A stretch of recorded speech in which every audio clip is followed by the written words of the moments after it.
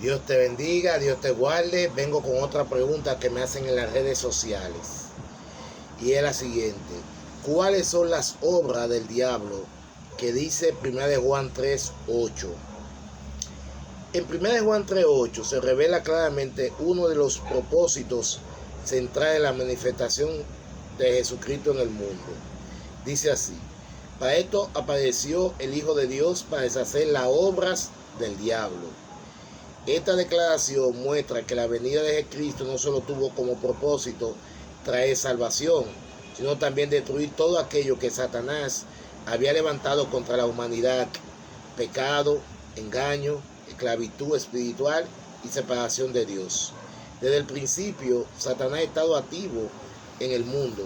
Su oposición se identificó cuando Jesucristo comenzó su ministerio terrenal, como se observa en la tentación en el desierto, Mateo 4 y en Lucas 4, y en numerosos encuentros con Jesús con espíritu maligno.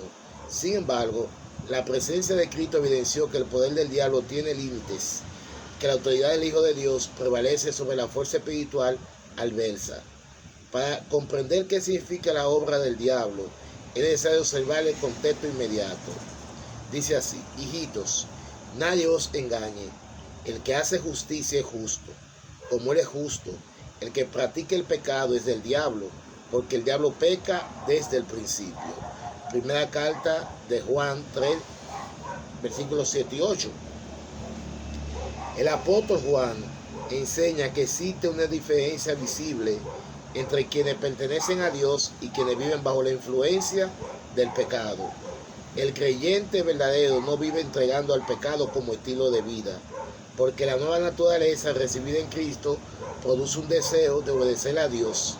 En cambio, quienes persisten deliberadamente en el pecado sin arrepentimiento reflejan una naturaleza aún dominada por las tinieblas. Esto no significa que el creyente nunca falle, sino que ya no vive esclavizado por el pecado, porque Cristo ha comenzado una obra de santificación en su vida.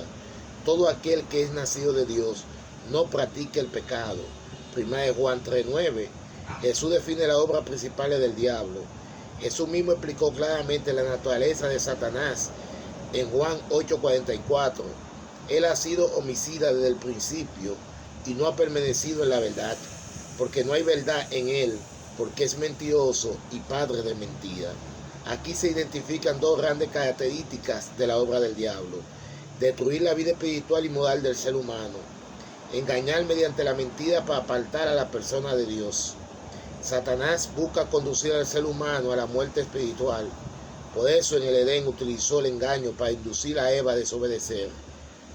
En Génesis 3 del 1 al 6, a través de esa mentira entró el pecado al mundo. Dice: por tanto, como el pecado entró en el mundo por un hombre, y por el pecado la muerte. Romanos 5:12. ¿Cómo actúan hoy la obra del diablo? La obra del diablo continúa manifestándose en diferentes áreas. Número 1, en lo moral.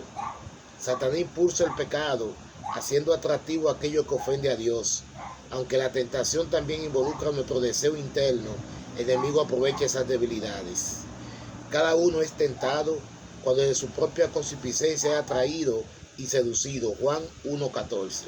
Número 2, en lo intelectual. Promueve doctrinas falsas, dudas y engaños espirituales. En los postreros tiempos, algunos apostatarán de la fe, escuchando espíritus engañadores. 1 Timoteo 4:1. También sigue el entendimiento de quienes no creen. Segunda carta a los Corintios 4:3 y 4:3. En lo espiritual. Busca arrebatar la palabra sembrada en el corazón.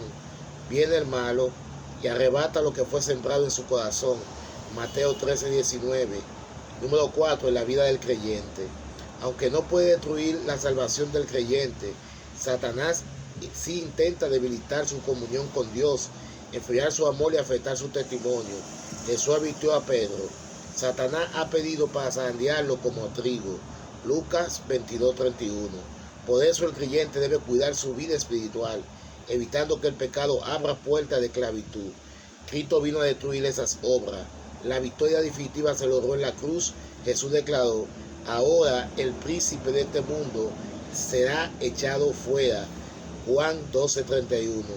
Por medio de su sacrificio, quitó nuestra condenación eterna, rompió el dominio del pecado, nos dio acceso al Espíritu Santo, nos concedió autoridad espiritual para resistir. Por eso ahora ninguna condenación hay para los que están en Cristo Jesús. Romanos 8:1. Dios no nos dejó indefensos, nos entregó la armadura espiritual. Según Efesios 6, del día al 18, debemos permanecer firmes en la verdad, la justicia, la fe, la palabra de Dios y la oración constante. Además debemos recordar, no ignoremos sus maquinaciones. La obra del diablo incluye todo aquello que se opone al carácter de Dios: mentira, pecado, engaño, destrucción, esclavitud espiritual y alejamiento de la verdad. Pero Cristo vino precisamente para destruir ese poder y dar libertad a quienes creen en Él. Aunque Satanás sigue actuando en el mundo, su derrota ya fue decretada en la cruz. El creyente puede vivir en victoria, no por su propia fuerza, sino por la obra completa de Jesucristo y el poder del Espíritu Santo. Cuando Cristo gobierna tu corazón, la obra de la tiniebla pierde autoridad sobre tu vida. Donde Jesús reina, el engaño retrocede, el pecado pierde dominio y la verdad de Dios comienza a transformar todo desde adentro. Dios te bendiga.